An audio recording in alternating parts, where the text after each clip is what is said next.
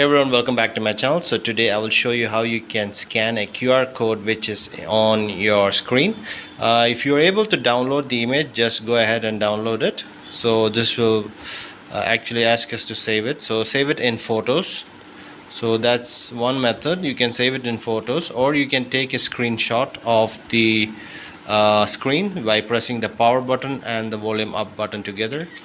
So it'll take a screenshot, and you can click on the screenshot and save it as well in the photos.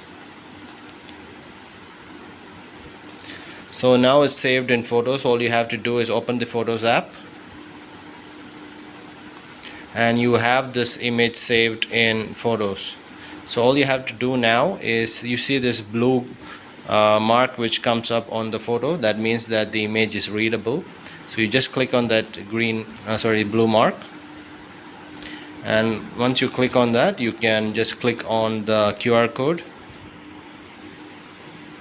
and it'll give us a pop-up to open in Safari. So just go ahead with that, and now the QR code has been opened and it's taking us directly to its URL. So that's it guys. If you guys found this video interesting, do like and also subscribe to my channel. I'll be making more amazing content. Thank you so much. Have a nice day.